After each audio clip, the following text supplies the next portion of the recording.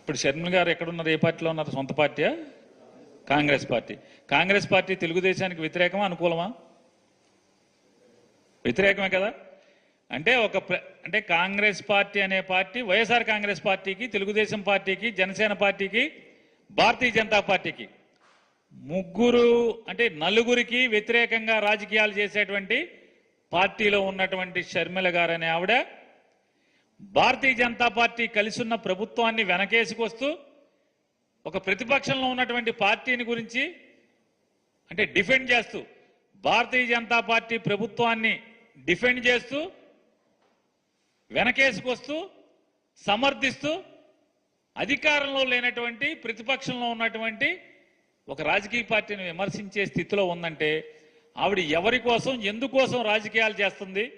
Bharatiya Janata party అలాగే Telugu Desam party ఈ ఇద్దరి కోసమే రాజకీయాలు చేస్తుంది, వాళ్ళిద్దరిని సమర్థించడం కోసమే అనేది. ఎందుకంటే వైఎస్ఆర్ కాంగ్రెస్ పార్టీ మీరు మోసం చేశారా అని మేము మాట్లాడితే మాకు సమాధానం చెప్పాల్సింది ఎవరు? కూటమిలో ముగ్గురు ఎవడొకటి సమాధానం చెప్పాలి.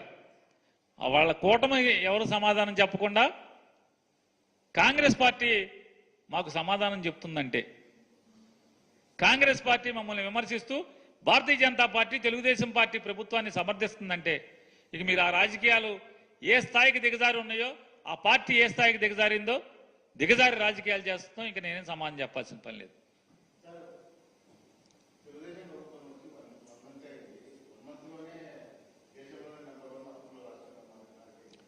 శరవేగంగా ర్యాపిడ్గా రోజులు లెక్కే కదా.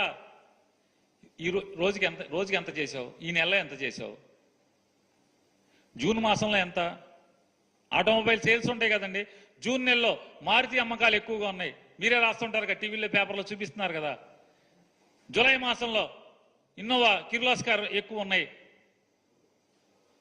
అలాగే ఇది కూడా జూన్ మాసంలో జూన్ 4 నుంచి జూన్ 5వ తారీఖు నుంచి జూలై 5వ తారీఖు దాకా భారతదేశంలో ఆంధ్రప్రదేశ్ రాష్ట్రం అప్పులు తీసుకోవడంలో అత్యధిక రాష్ట్రంగా మొదటి రాష్ట్రంగా నిలబడిందని చెప్తున్నాను. నీ దాంట్లో తప్పే ఉంది నేను మాట్లాడిన దాంట్లో అన్నా. సంపద సృష్టిస్తానని కదా వచ్చింది నువ్వు. సంపద సృష్టించకపోగా అప్పులు సృష్టించడంలో నెంబర్ 1 ఉన్నావని చెప్పాను. నేను ఇచ్చింది సమాచారం.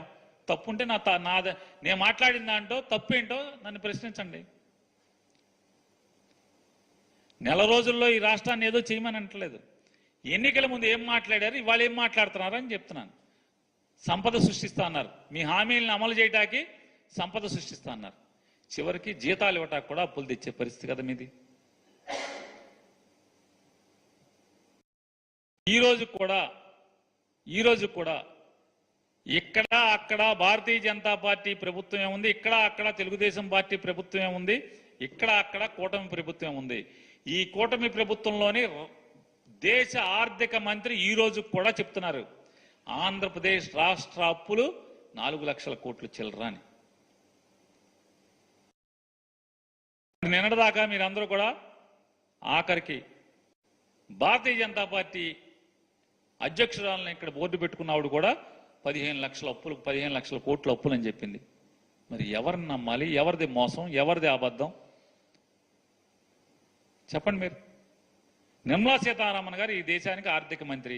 ఆవిడ మళ్ళీ మొన్న ప్రమాణ స్వీకారం చేశాక కూడా ఆవిడ చెప్పారు 4 లక్షల కోట్లే అప్పులు ఆంధ్రప్రదేశ్ రాష్ట్రానికి అప్పులు అని చెప్పని. మోసం ఎవరిది? దగా ఎవరిది? వంచన ఎవరిది? వంచనతో కూడినటువంటి మోసపు మాటలు ఎవరి?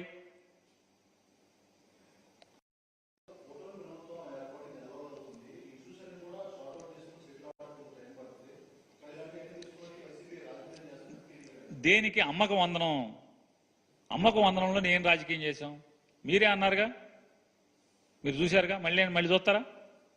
రామానాయుడు ఏమన్నాడు?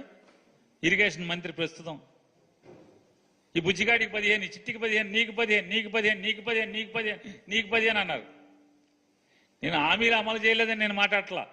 జీవో ఇచ్చావు కదా, జీవో 29 ఇచ్చావు కదా. జీవో 29లో పిల్లలందరికైనా లేదు కదా, తల్లికైనా ఇచ్చావు కదా.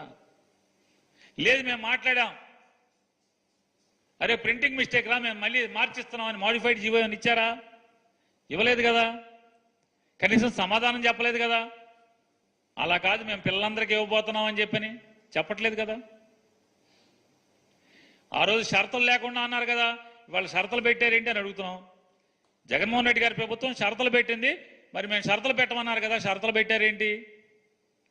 సమాధానం చెప్పాలి కదా. అంటే సమాధానం ప్రశ్నించడం కూడా ప్రతిపక్షం తప్పు అని మీరు మాట్లాడుతున్నారు. మేము ఖచ్చితంగా ఇదిగో ఈ తప్పు చేస్తున్నారు, ప్రజల్ని ఈ రకంగా మోసం చేస్తున్నారు, జీవో ఇలా ఇచ్చారు అని చెప్పాం. కరెంటు మీరే చెప్పారు, చంద్రబాబు నాయుడు గారు చెప్పారు, ట్రూ అప్ ఛార్జెస్ ఉండవని చెప్పని. మరి ట్రూ అప్ ఛార్జెస్ ఇవాళకి కొనసాగుతున్నాయి కదా, కొనసాగుతున్నాయి కదా. మేము మా తప్పు ఏముంది? మీరే చెప్పారు కదా అమరావతి మేము పూర్తి చేసేస్తామని చెప్పని. మేము అడగల, విలేకరు అడిగాడు అమరావతి ఎప్పుడు పూర్తి చేస్తారని. ఆయన అడుగుతున్నాడు, నీకు ముఖ్యమంత్రి పదవి ఇస్తా, నువ్వు ఎప్పుడు చేస్తావు చెప్పు అని చెప్పని ఆయన చెప్తున్నాడు చంద్రబాబు నాయుడు గారు.